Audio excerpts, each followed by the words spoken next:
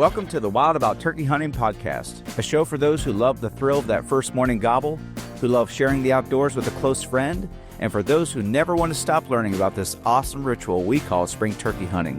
I'm Josh Davis. I'm wild about turkey hunting, and I bet you are too. Thanks for joining. Let's get started. Welcome back to the show. If you've ever stood on a ridge at daylight listening for a gobble to echo through miles of timber or draws, you know there's something different about hunting big country. It demands more from you. More walking, more patience, more grit, but also gives you something in return that's hard to explain unless you've experienced it. Today we're talking about hunting large tracts of land, breaking down rough terrain, and finding turkeys in places where a lot of hunters simply aren't willing to go. But we're also going to explore something deeper than strategy. Because turkey hunting isn't just about filling a tag. It's about the people we share the woods with, the opportunities we give others, and the responsibility we have to pass this tradition on. Our guest today is John Weik, host of the Northwest Spur Chasers YouTube channel, and John spends a lot of time chasing gobblers across big landscapes and challenging terrain. He also brings a thoughtful perspective not only to how to hunt these places effectively, but also on the importance of generosity in the hunting community, sharing hunts with friends, mentoring new hunters, and giving back to those who have served our country. So today we're diving into strategy for hunting big country, stories from the mountains and rough terrain, and why the turkey woods are a lot better when we open them up to others. Let's get into it. Our guest today is John Weik, host of Northwest Spur Chasers YouTube channel, a familiar voice on several other podcasts, and a product creator with Beardbuster Turkey Calls. And John spends a lot of time chasing gobblers across big landscapes and challenging terrain. He brings a thoughtful perspective not only to how to hunt these places effectively, but also the importance of generosity in the hunting community. As a veteran and as a dedicated man of God, he enjoys sharing hunts with others, mentoring new hunters, and giving back to those who have served our country. So, John, thanks for taking time to talk turkey with us today. Yeah, you bet, Josh. It's good to finally see you, even though most people are just listening to us.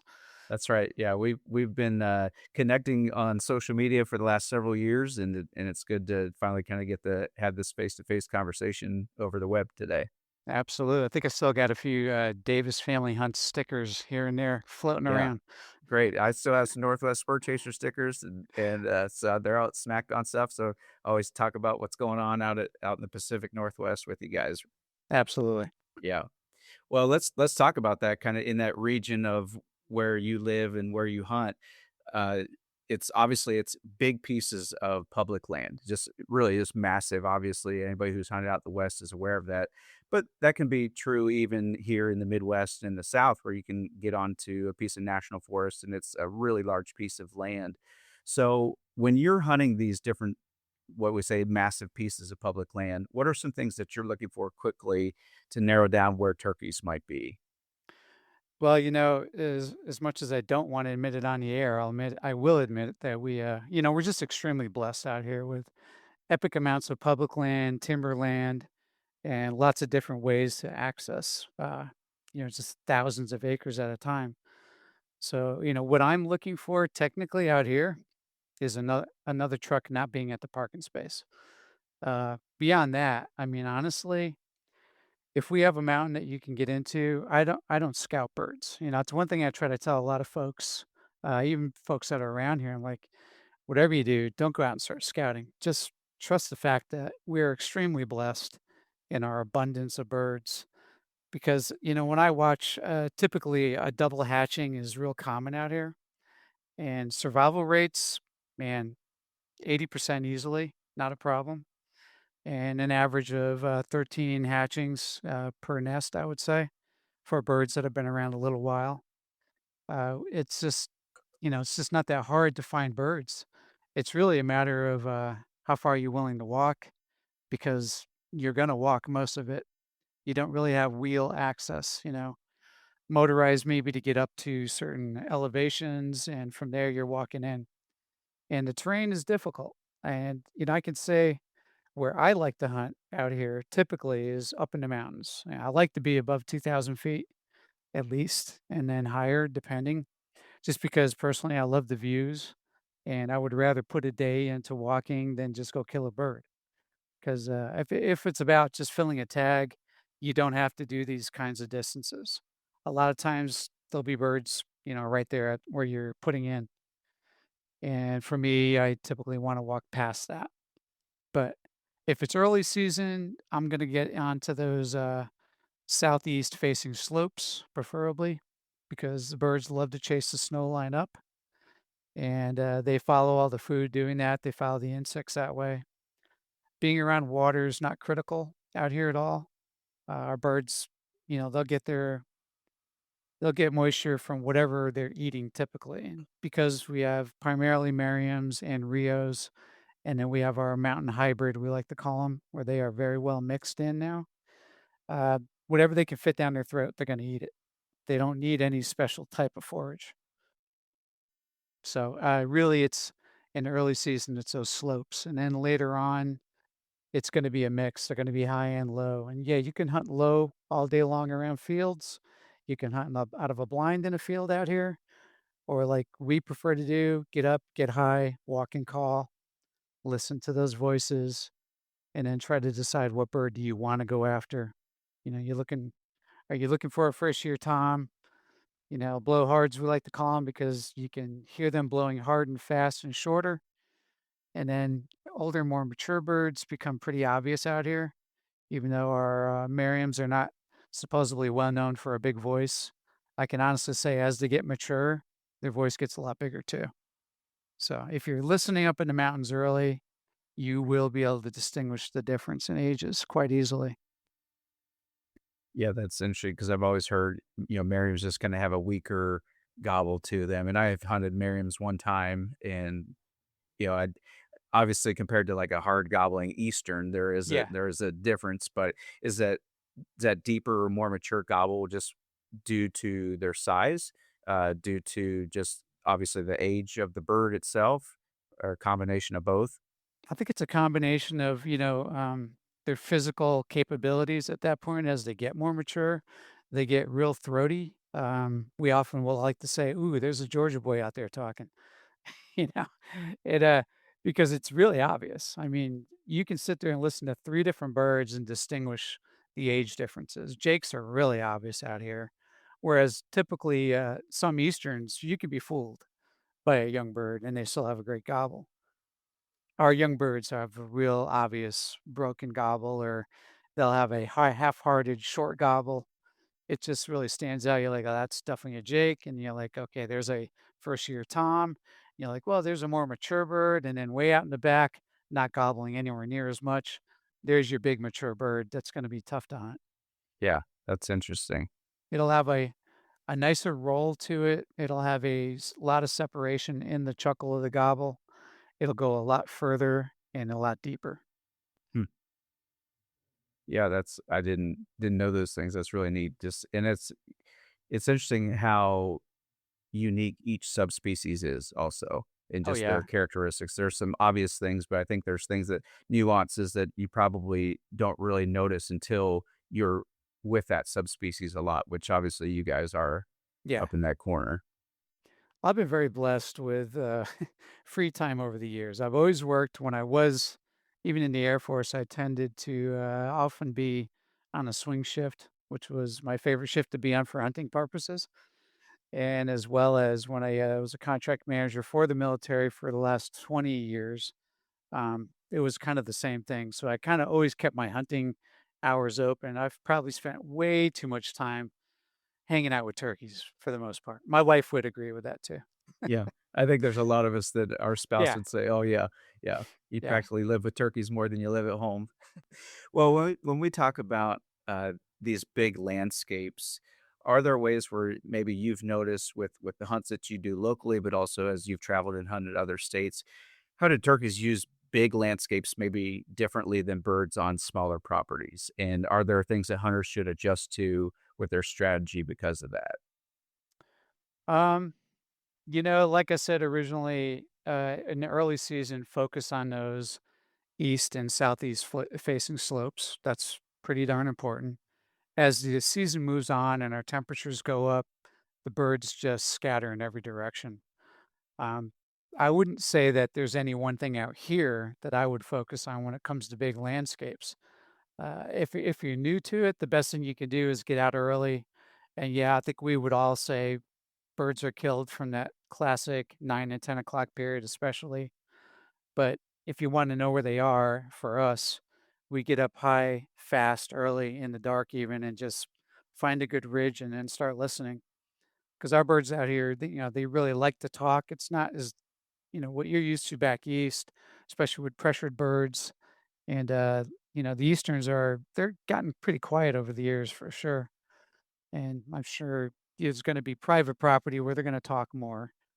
And depending where you are, and closer to the coast where you have more numbers of people hunting less birds, they've definitely gotten quieter out there. So, as far as how you guys find them compared to how we find them, are very different worlds. Like I said, our birds love to talk. Um, Pressure as far as weather is also really important out here. I don't know how much it is important where you are, but for us, and I've said this on other podcasts, one thing to really pay attention to is our pressure systems. Pacific Northwest, especially, is well known for weather slipping in and slipping out from the Gulf of Alaska. And the jet stream tends to kind of slip up over us and down into Montana. So, another reason why we have such a high survivability rate is our winters are very mild, typically speaking. I grew up in the Northeast, so upstate New York, Connecticut, all of that, 30 below zero was a typical winter, and ice storms, powdery snow, and wet snow. But out here, we don't, in the lower lands where our birds flock up, it tends to be a very moist, packable snow, so they can walk around on top of it. They easily get lots of forage out here, and it's not unusual to see numbers in the valleys of, a flock of 500, real common, and even bigger than that. There's some places that are pretty well known where people have seen birds come walking in, and you can hear them for for 45 minutes coming, and when they finally show up, it's almost scary. So, big, huge numbers and great survivability.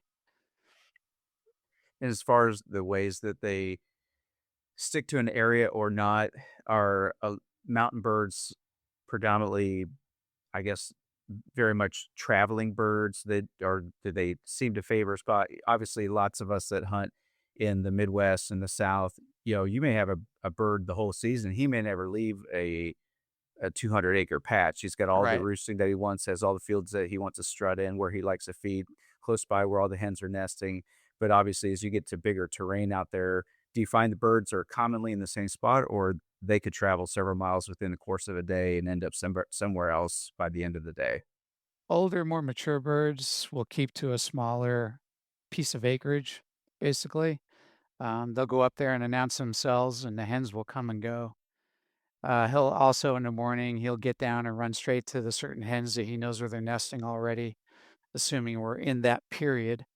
Earlier in the season, he'll do his travels, but like I said, the most more mature birds, they don't have quite the train. They don't have to worry about it as much.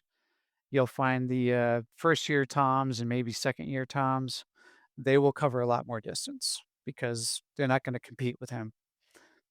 And that's what I see happening quite a bit overall. So, yeah, and I think that's another reason why a lot of people with the Merriams will hear a less mature gobble because we have great numbers of first and second year toms. I mean, I would say that's the majority of what gets killed, of course. They'll come in for crazy distances. I have sat on ridge tops and heard birds that are so far away you can barely distinguish them. But voices carry really well up here when you get on top of a mountain, and you can hear literally 3 mountain ranges away, gobbles echoing up the valleys. And you'll just let out a good amount of yelping and then listen to who's answering back. And you'll hear that second year tom start to cover those 3 mountaintops. Literally come up to the top, gobble his head off at you, gobble going down, he'll disappear, and then he comes up to the next mountain that's closer, gobbling at the top, gobbling straight at you again. It's like you don't have to make a call for 45 minutes, just let him come. Just wait till he's Yeah, traveling down, give him time to yeah. walk and get back up. Pretty soon he's walking up in front of your barrel, and Yeah. it's crazy. So a lot of those birds, I would say a lot of people that come out from the east, they get those birds pretty quick. And so that's tends to be the bird that they learn more than that what is out there hidden a little more. Mhm. That makes sense? Yeah. Yeah, so kinda in along with those lines, when you hear a gobbler way off in big country, so let's say maybe you just get up to the top of a ridge, a good listening spot where you can hear a lot of different directions. How do you decide whether to chase after that bird or maybe just keep covering ground looking for a more workable one? How does terrain and accessibility to the bird fall into play? Obviously, you also mentioned that birds are willing to travel and will travel pretty significant distances to come to where you're at. At what point do those decisions get made based on where the bird is or where you are or where you think he'll come or where you can get to? Right. So for me personally, it might be different than certain other people maybe, and I'll try to mix that up a little bit. I would say for the average hunter, if I was giving advice for somebody going out, and once again, I'm going to tailor it to our area because everybody back there already knows their own areas. And I'll tell folks, get out there in the morning, obviously, get on a good ridge, certain height up, and listen, and then start talking like you're in a tree talk, classic stuff, whatever you're using. Just do a little bit of light answering, see who's hammering in your direction. And it's usually pretty obvious. Our birds, like most turkeys, will turn on the limb and they'll answer you pretty hard if they're intent on coming, if they're workable. If they're just gobbling, but not really gobbling at you, then you probably have a bird that's got his own hens with him. And you're going to have to get closer, usually within 70 yards or so, before you're going to have a chance of pulling that bird. And if you don't have any birds that are pretty much hammering straight at you, then it's a good time to bust a move and get in there tight while you can. Because off the roost out here, it's very, very workable.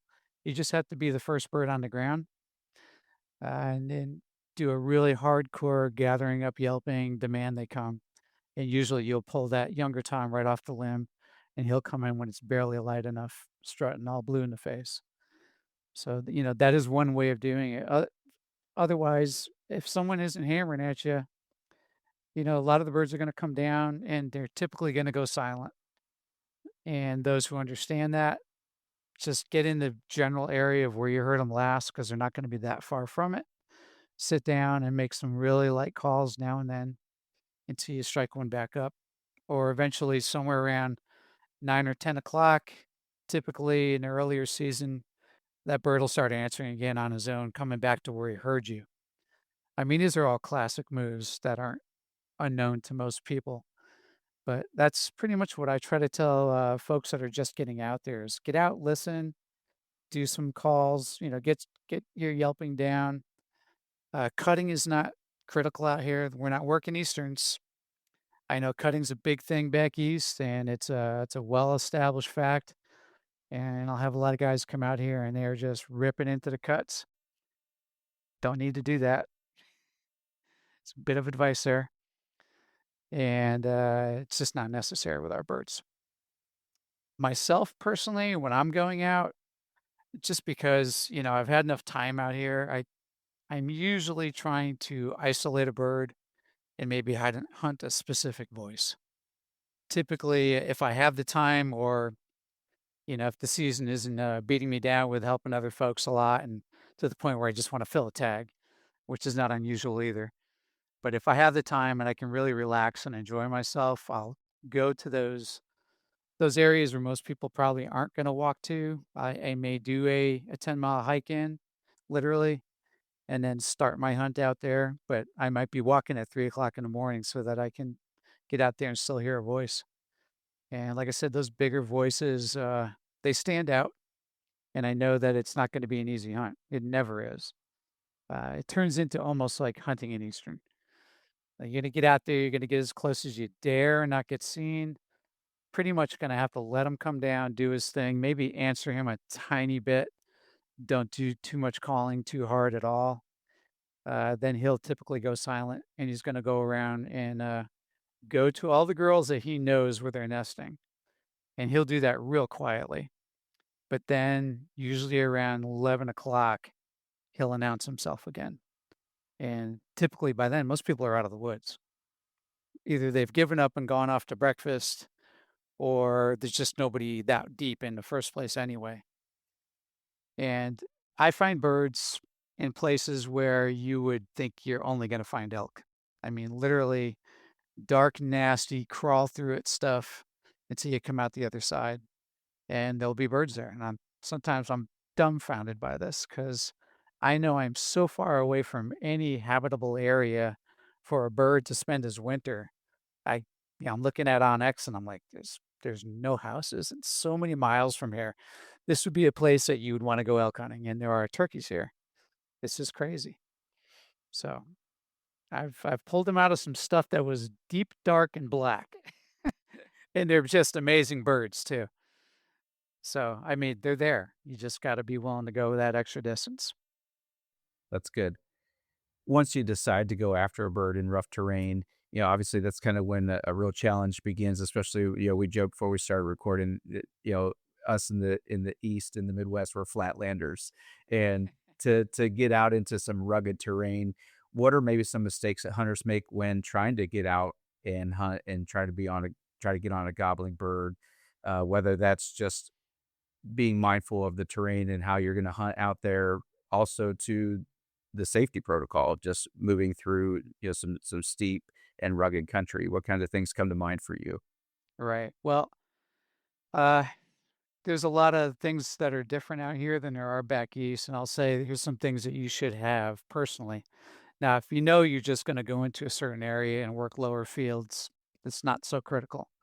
But if you're really going to challenge yourself and go into the steep and deep stuff, which there is a ton of out here, the first thing you want to have is a good first aid kit because typically out here in the backcountry, you're not going to get any help. So that means you need to be able to get back out of the woods. Back east and other places, you're always going to be running into people to some degree, or someone's going to be within earshot of a whistle, something to help you get back out of the woods. But I can tell you out here, you can just die out here and no one will ever know. And there's enough things to eat you, so it won't matter. So, a really good first aid kit, and I say immediately, the one thing you don't want to go in the woods out here without is a good tourniquet. It's really important, and I'll say one of the main reasons is we have tons of slash everywhere, of, all the wood, and you're walking through that stuff, and a lot of times you're on extremely steep angles going into different terrain. You're cutting across mountainsides, down mountainsides, and in the spring, of course, every little bright white shiny piece of wood is slick as snot. So, if you step on it and you don't have a good mountain boot, that's another thing we'll talk about. But even if you do, you're gonna slide down that thing, and you may slide for quite some distance. Now, not a big deal, but when you come to a stop, you're usually gonna crash. And what is all around you out here typically, if you're off that logging road, is, spears that are sticking up at you everywhere. There's a very good chance of impaling yourself out here. It's happened by many people, and you better have a way to stop that bleed. Now, a tourniquet's gonna save your life, might save another person's life with you. It's just a good thing to have anyway. And you wanna have a good sewing kit so you can stitch yourself back up if you need to. This is what all of us in the backcountry deal with out here. Have something that stuff you can put on that's gonna stop the bleeding. All the different basic kits that you should not travel without out here. So that's a real good thing, a backcountry, survival type stuff. Uh, that's important. Um, Pay attention to what's around you because and I've talked about this in other podcasts, in the spring, the moose are calving. So we have a lot of moose out here. And don't think that you're not in a moose territory walking across an open wheat field because we have so many moose and we have different types. Some of them are just in the dry mountain areas, some are in the lowland wet areas, and some are in the open fields. And I have run into this, well, so many times like it's quite horrifying to be honest with you. You need to pay attention. You'd be walking in on a gobbling bird in the first light, and all of a sudden a giant shadow steps up in front of you, maybe 30, 40 yards, maybe more. And, 9 foot at the shoulder, they're big. And you got to understand if they're calving, you're not going to see that new calf that she's dropped right below her. And the big thing is watch for the ears. I just goes dead stop and immediately I'll start moving away from that goblin bird and away from this moose because if she does have a calf, the ears are going to go back. If the years are going back, it's time to hustle because that's her first sign to you, body language wise. I'm not happy with you being here. It's a challenge to me. And if she's got a calf, she's coming at you. And when that, big animal starts moving in your direction with hooves that are just epically huge and they cover distance fast, and now you're on slippery ground, just need to move away from her as fast as you can and not fall. And usually what'll typically happen is she'll get pretty close towards you and then she'll veer off and go back around to the calf if you've cleared enough distance. If you haven't cleared the distance, you better have a big tree. You're going to need to get behind the biggest tree you can, and those paws or those hooves are going to come out at you, and she's going to work really hard to try to stomp you to death. If she gets you, oh man, just start praying. That's all I can tell you. I'd rather take a bear than a moose. I've heard that a lot, the times that I've been out west to elk hunt and that, the local guys will say, yeah, actually what they're much more worried about at any time is moose instead of Yeah, bears. yeah, yeah, yeah. I mean, I mean, that's a big thing. Keep your eye on the shadows that stand up. Be looking around you, especially if you're hunting by yourself. We got big kitty cats out here too, and you're easy prey. But they're pretty easy to push off. You just have to keep your eyes open and every now and then turn around and face the dark behind you because a cat just does not want to see you staring at them. If they can come behind you, they'll come behind you. A lot of times you'll see them just by accident because they're walking on a logging road. So, don't hang out and be surprised. Just let them know you're there ahead of time. Typically, young cats can be an issue and they'll challenge you, in which case, get as big and tall as you can, and face them down, but move backwards slowly. Just don't turn your back. There's safety precautions about being out here. I would add to those, I prefer a really good heavy duty mountain boot for walking around on our stuff. A lot of guys will come out with, weaker soles, weaker shin tops that are not going to hold them very good on those steep angled crossings. And that can be pretty tough out here. Guys are really surprised a lot of times. So I try to tailor, if I'm taking somebody, I tailor them to what I see them wearing a lot of times. I don't want to get them in trouble and me have to get them out of the woods. So Right. As you look at kind of the differences in approaching a bird, we talked about some of the things just to watch for. sure. Are there also things that you want to look for in how you're going to set up on a bird? Maybe it's the field of view that you have, or a certain type of terrain structure. Maybe obviously birds can be in a lot of different places, but if you kind of get to pick and choose, hey, this is the kind of spot I'd like to set up as I know this bird is coming in. What are you specifically looking for as far as a setup?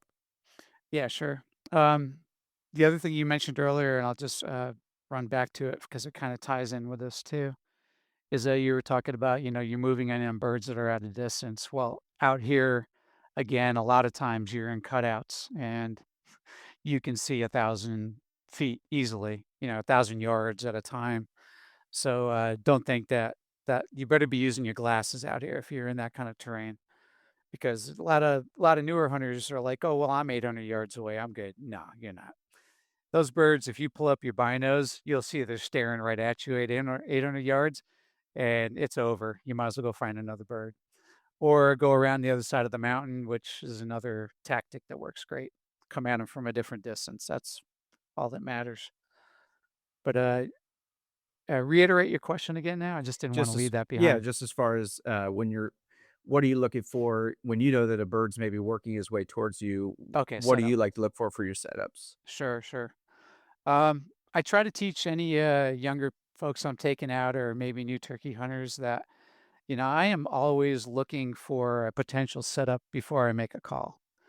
And yeah, a lot of people say, man, you call too much. Whatever. They used to tell Dirk Durham and Corey Jacobson and Jason Phelps they call elk too much too, but they've done pretty well in their careers.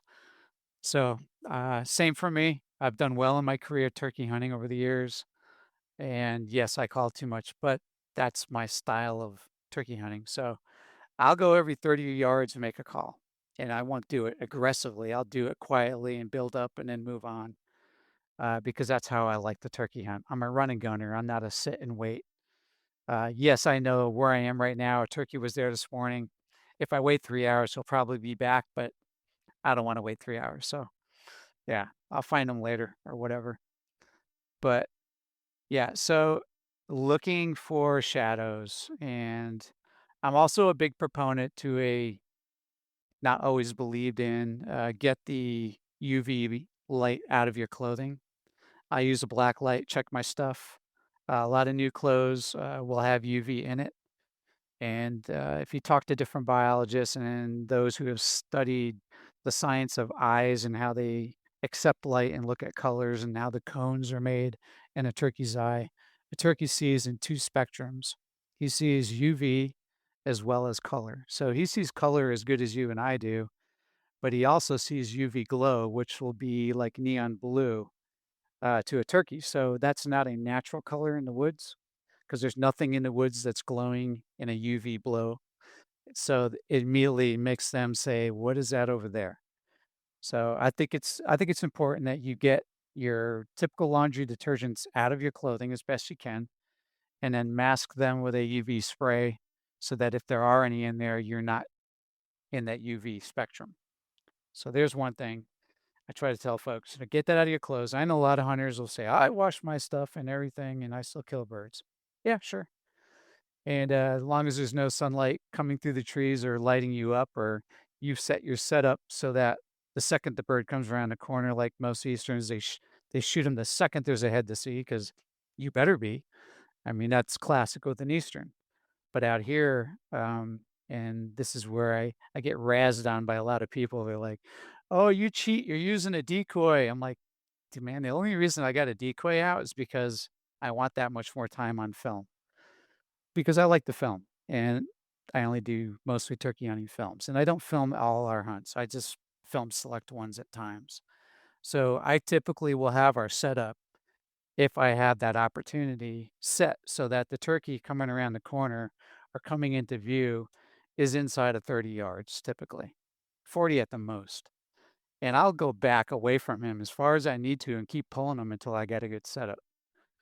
So to me, a good setup is I'm in the shade, I'm off to the side of where he's coming from, and that way he's coming and looking, but he's not looking off to the side typically.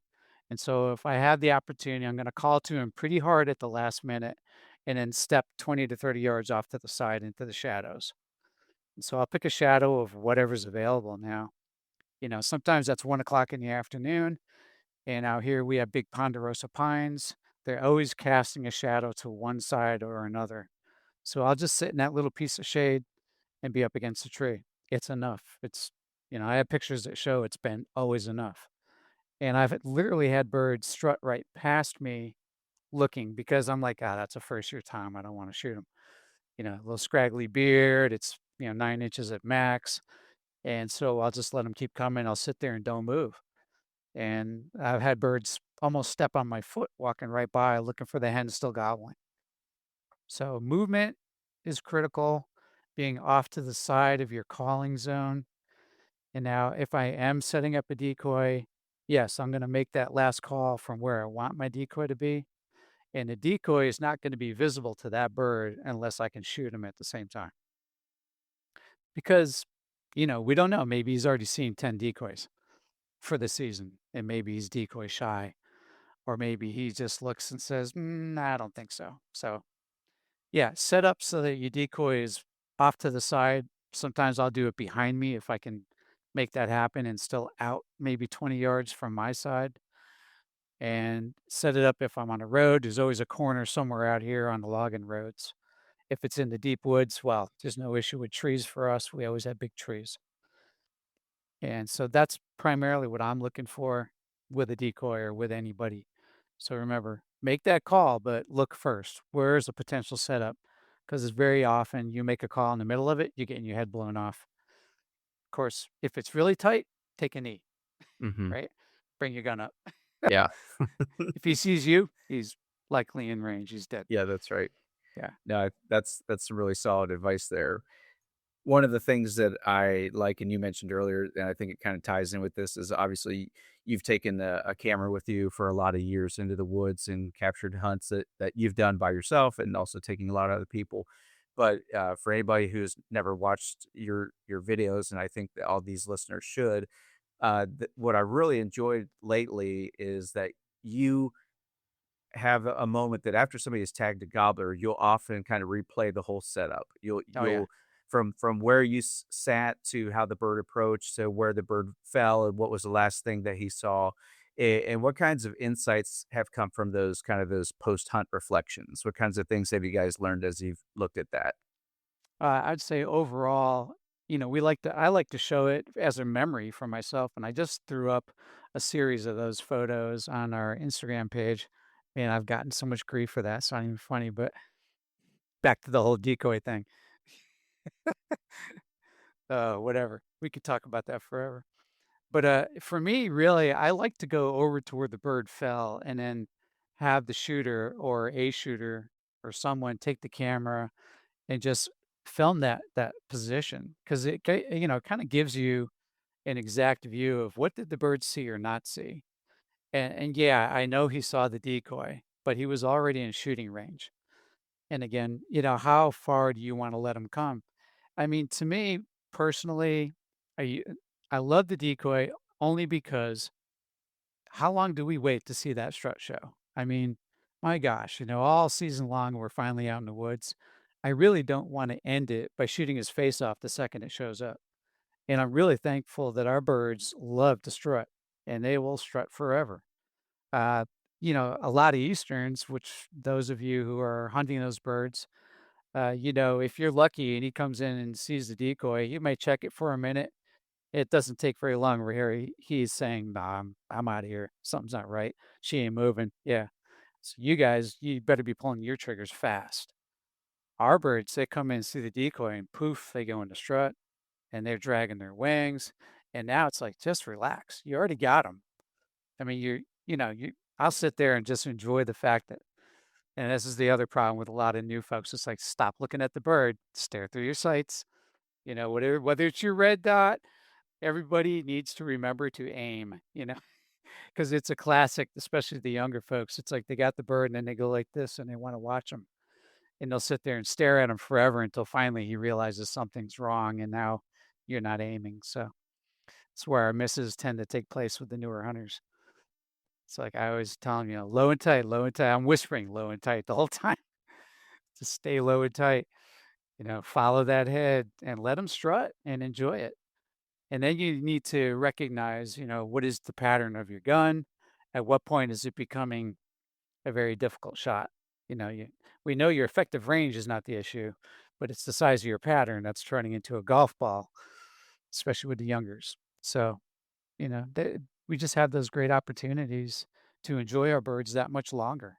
So, and that's the hardest part. Again, when I get folks to come out, good friends too from the East Coast, used to hunting Easterns, and I'm just trying to get them not to shoot. It's like it's the hardest. You'll see some videos I got from the past where I'm like, "Gosh, man, you just shot his lips off the second he showed up."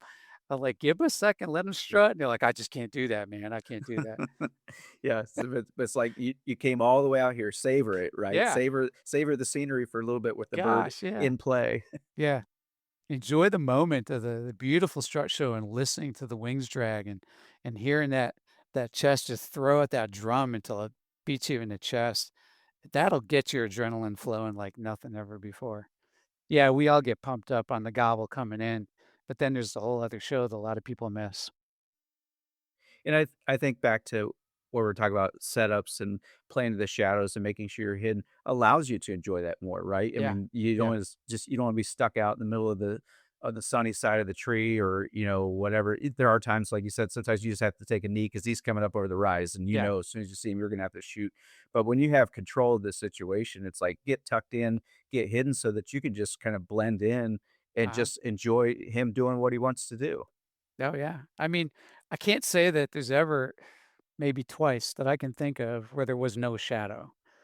And then it was, well, just shoot him when he shows up. You're taking a knee and you're in the sun.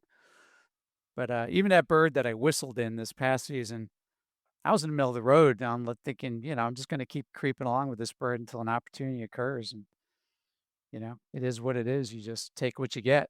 Sometimes you get it, sometimes you don't. And that for me that day was just see this bird die. I was like, I'm going to I followed that bird for miles. It was not even funny. You can't show that stuff because you run out of battery. Yeah, that's right. Yeah.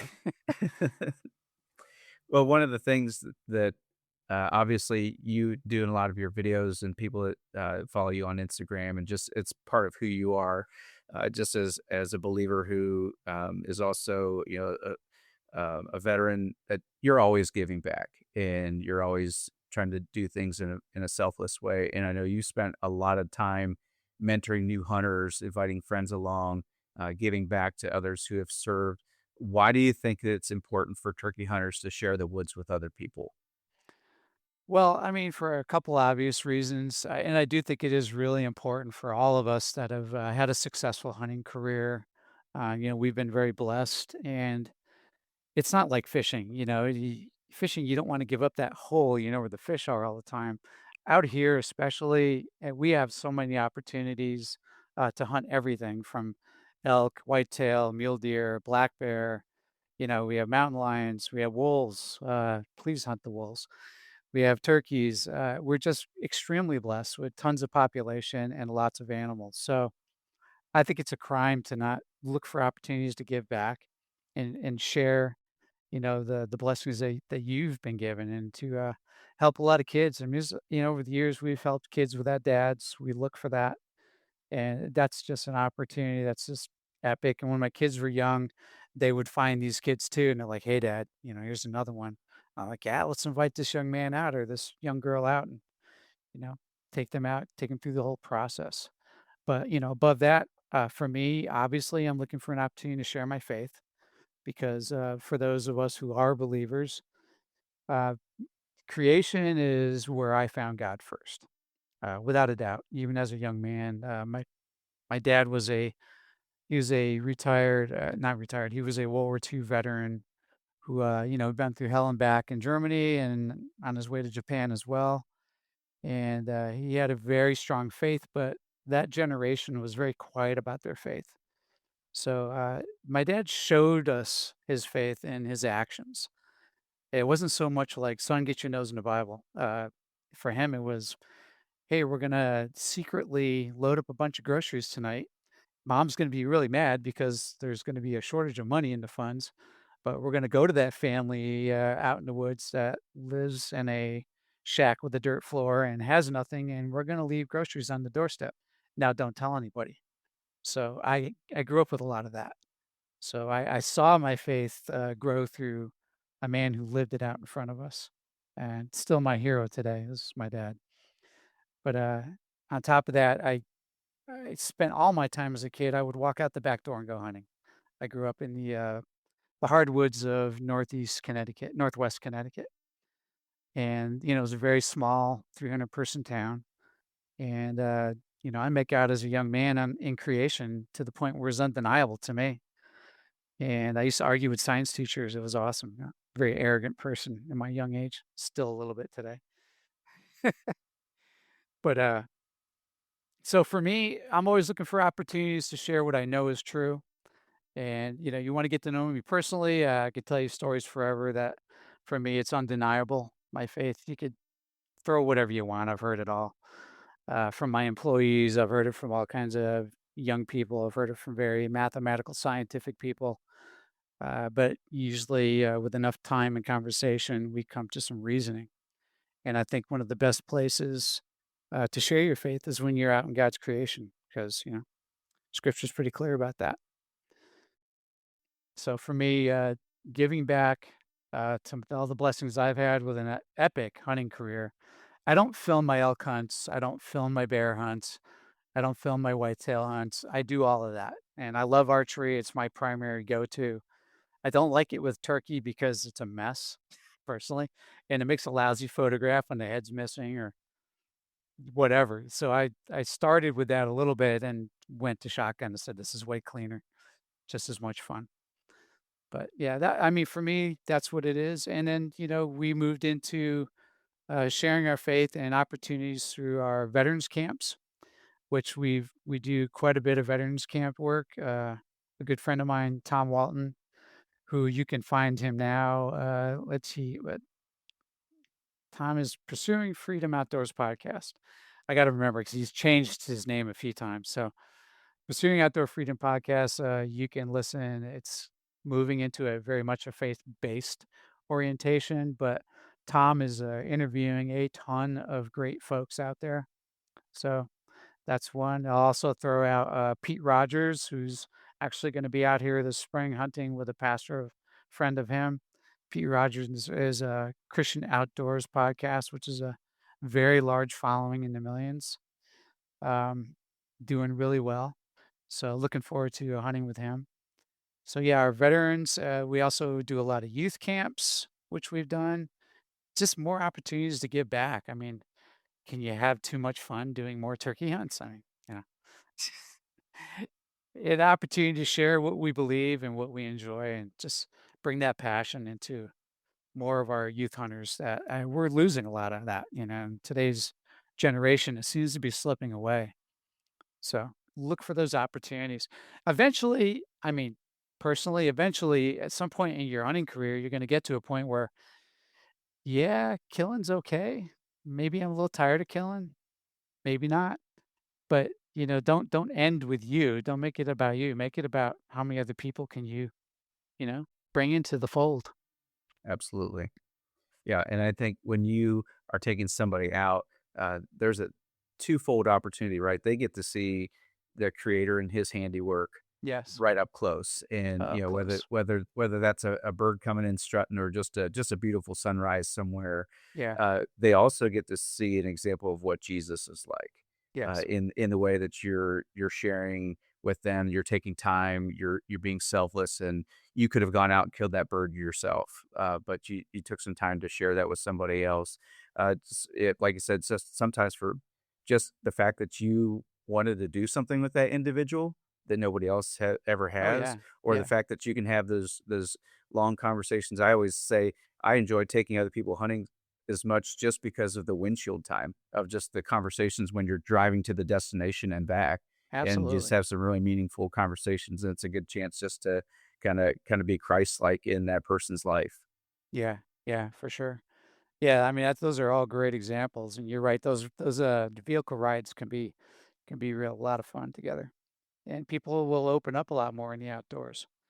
We've had opportunities in our veterans camps as well, and another reason we do it is we've had guys write back saying, "I never told you this when I was there, but when I got the call that I won an opportunity to come to this camp, I was literally sitting in the woods with a pistol, and I was planning to end my life." And my dog was sitting with me, and then I got that invitation. I decided, well, I'll do it after this. And then that time we got one-on-one with these folks, saved their lives. So you get a story back later on, letter that tells you this, you're like, "Oh, yeah, there's no way we're stopping this." It's like, it's a lot of work. It can be exhausting, but after reading that, I mean, how can you stop? Yeah, that's right. Yeah, you just That's don't know.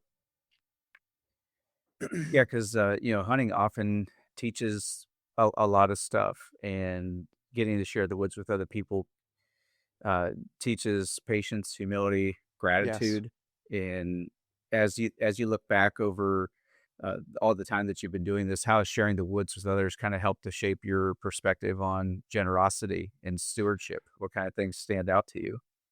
well, initially it's a challenge to make that decision to be willing to go out in the woods because you don't always know if you're going to get along. Let's be honest.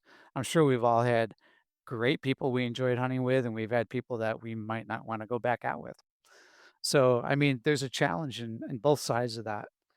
Uh, Really, for me, it's taught the essence of humility above all, to put others before self, because it's real easy to be selfish. I think it comes natural from the minute we're born, selfishness, and it's not natural to step out of it. So I would say challenge yourself, to go out and do just that and put those aspects of scripture to work.